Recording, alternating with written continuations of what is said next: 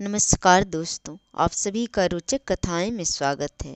आज मैं लेकर आई हूँ बुध प्रदोष व्रत कथा। सूत जी ने कहा, बुध त्रयोदशी व्रत करने से मनुष्य के समस्त मनोकामना पूर्ण होती है। इस व्रत में हरी वस्तुएं का प्रयोग करना चाहिए। शंकर शिव जी की आराधना धूप बेलपत्र आदि से करनी चाहिए और प्रदोष काल में पूजा और आराधना करना चाहिए। ऐसा करने से मनुष्य के समस्त मनोकामना पूर्ण होती है। बुध प्रदोष के व्रत करने से मनुष्य के 100 गोदान के पुण्य फल को प्राप्त होते हैं। मनुष्य को बुध प्रदोष के व्रत करके बुध प्रदोष के व्रत कथा अवश्य सुननी चाहिए।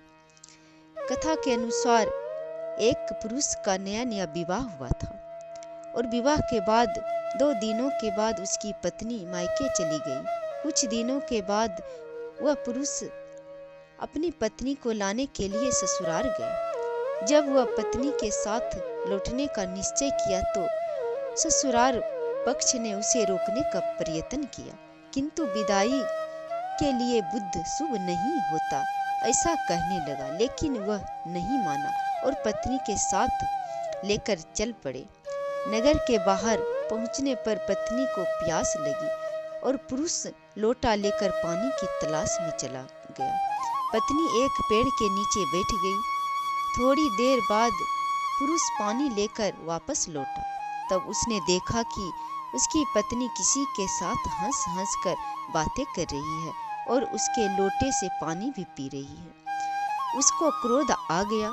वह निकट पहुंचा तो उसके आश्चर्य का कोई ठिकाना न रहा, क्योंकि उस आदमी की सूरत उसी की भांति थी। पत्नी भी सोच में पड़ गई। दोनों पुरुष झगड़ने लगे। भीड़ इकट्ठा हो गई। सिपाही आ गए। हम सकल आदमियों को देखकर वे भी आश्चर्य में पड़ गए। उन्होंने स्त्री से पूछा कि उसका पति कौन है। अब स्त्री भी आश्चर्य में पड़ गई।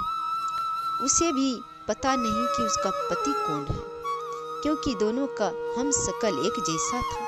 तब वह पुरुष शंकर भगवान से प्रार्थना करने लगा कि हे भगवान, हमारी रक्षा करें। मुझसे बड़ी भूल हो गई कि मैंने सास ससुर की बात नहीं मानी और बुधवार को ही पत्नी को विदा करा लिया।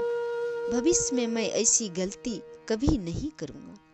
जैसे ही उसकी प्रार्थना पूरी हुई, दूसरा पुरुष अंतर ध्यान हो गया और पति पत्नी सकुशल अपने घर को लौट गए।